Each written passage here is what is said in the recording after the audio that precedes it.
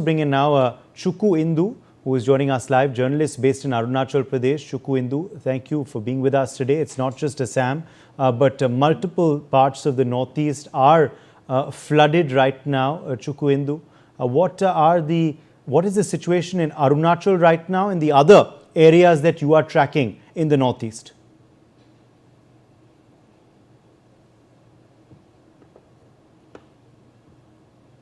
Chukku Indu, can you hear me? Okay, I think we've lost Chukku's connection. But let me also bring in at this point Chandrani Singha, a journalist who is joining us live from Darjeeling. Chandrani, thank you for being with us today. Now, of course, Darjeeling is in the border. It's on that border part of course, West Bengal. What is the situation in your home district right now, Chandrani? And also in the other, parts and regions there that you are covering and tracking, even as the northeast reels from floods for the last many days? Basically, it's Siliguri, and it falls under Darjeeling district. The issue here is extreme rainfall. Monsoons are extreme here, and landslide in the hills. Also, if I talk about Sikkim, Sikkim is also seeing same kind of situation. Tista is overflowing, and it's almost the same kind of rainfall pattern I have been covering in Northeast, what we see in North Bengal. So I think a lot of factors come along with it. The changing type of monsoon, like which we used to see when we were a child. Now the entire situation is changed because like within hours, like within 1-2 hours, it's extreme, so extreme that you can't drive. People have to halt somewhere and park their car and wait for the rain to subside. So the situation is almost the same, and the climate change happening, it's all over India. In fact, all over the Himalayan range, it's similar. Yes, indeed. Chandrani, also, what is the weather forecast looking like for the next few days there for that region? In between, we have sunshine. It's sunny, but then it's raining also. It's moderate now, but I think after 2-3 days, they here also thunder, lightning, storms are predicted for North Bengal. Okay. Also, Chandrani, of course, what we are seeing is, help also being extended now by government, by political representatives, by others from the social sphere and also from the public sphere. Is that something you are also seeing for the vulnerable, the affected people? Help is coming forth or not?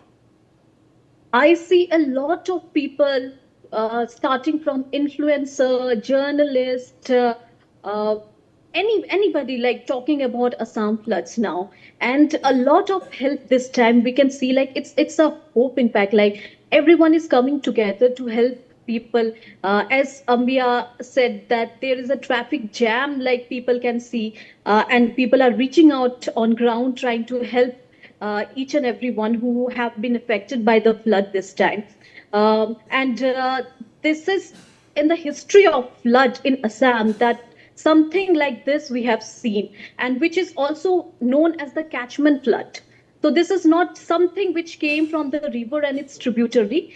It's just that it's a valley which is near to the hills of Nagaland and the catchment area, from where basically otherwise when there was forest, the flood used. There has to be flood, but it was very less in quantity, like for 1-2 days, and the water will drain. But this time, because if you go through the reports, data, you will see that a huge amount of forest clearance has been done in those areas. So the water retention capacity of the hills has reduced so much that this has had to happen. So the disaster is also man-made in certain ways. Okay. Let me also ask you, Chandrani, now about these man-made reasons. Now, how do we work to ensure that these man-made calamities do not happen? Of course, some of it is nature's fury, but a lot can be prevented by us. What steps then are needed? What solutions should be implemented with a long-term goal in mind? I have been very vocal regarding climate preparedness. We have got central fund. We talk about mitigation. Assam SDRF has got funds to mitigate, to do things, to build bridges after flood. But why don't we have a good, robust disaster preparedness for ourselves? Because like we have got technology now, we have support of ISRO, we have support of all the uh, uh, all the channels who can support us in identifying areas, and there should be MOUs between the interstate, the neighboring states, so from where we can get the data, that whatever happening, immediately you share the data. We being a journalist, we struggle with the data, and if you try to find out that how much forest area has been cleared, any data regarding this flood, so it takes days to come up in the government sites. So I think to work together and to find out the glitches of it, and to use satellite as a medium to understand that where are the patches where the disaster is happening or about to happen, and reach out in that way. I think that can help a lot before disaster happens. And every year something or the other is happening in the entire Himalayan belt: flash flood, then landslide, then there are a lot of even like defense people, the security forces who have lost their lives during this climate disasters, natural disaster. So we have solutions, but somebody have to come, somebody have to take that effort to talk about disaster preparedness before it takes place. Okay.